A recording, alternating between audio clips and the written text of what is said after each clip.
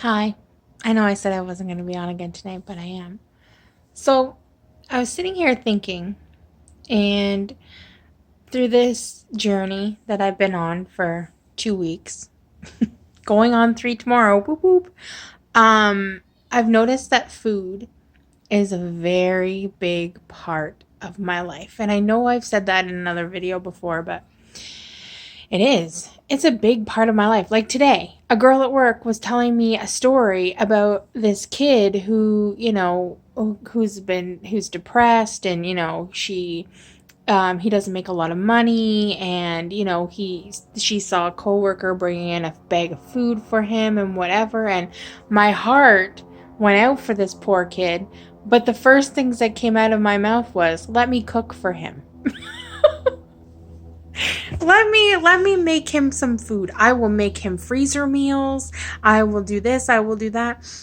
And and again today I had a friend of mine tell me that his girlfriend had a really bad experience with social assistance and that type of thing, and she was really bummed out and really depressed, and the first things that came out of my mouth was first things I thought, it didn't come out of my mouth. First thing I thought was, I want to bring her some cake.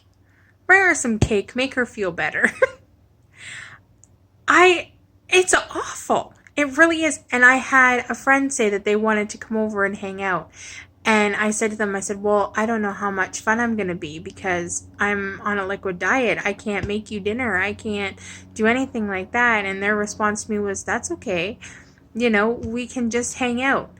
And food is always the first thing that I think of or that comes out of my mouth when it comes to hanging out with somebody or, when, yeah, it's the first thing that comes out of my mouth. It's the first thing I think of to make you feel better. It's the first thing I think of, I want to cook for everybody. I want to bake for everybody. I want to make sure everybody's fed. I have enjoyment in that. That is something I love. I love cooking for people.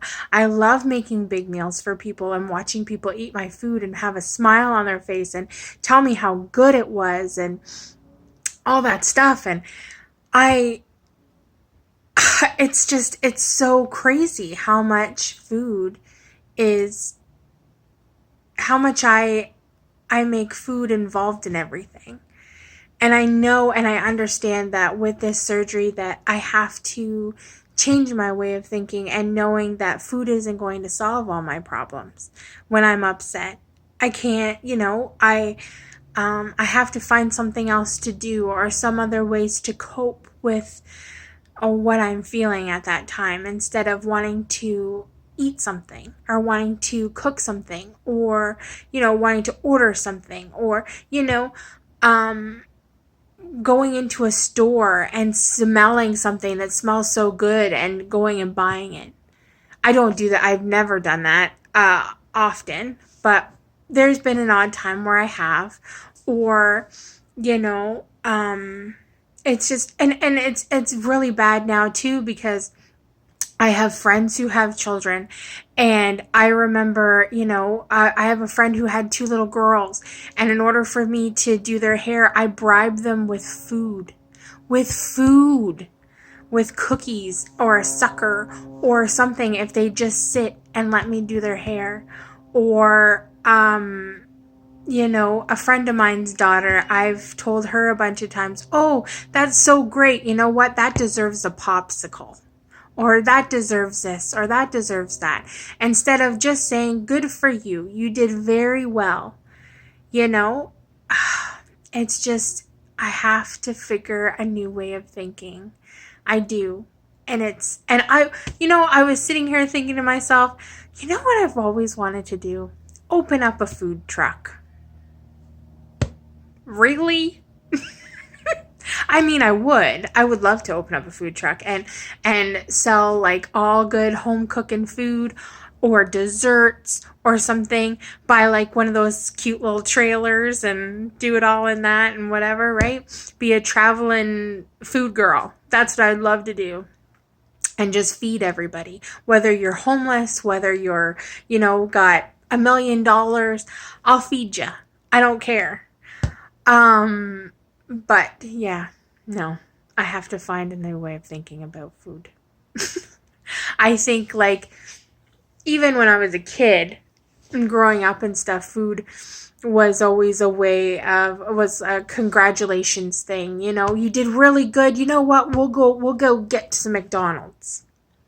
Or that, going out for dinner happened once in a blue moon. Or, when I lost my first tooth, I got a popsicle and a lottery ticket.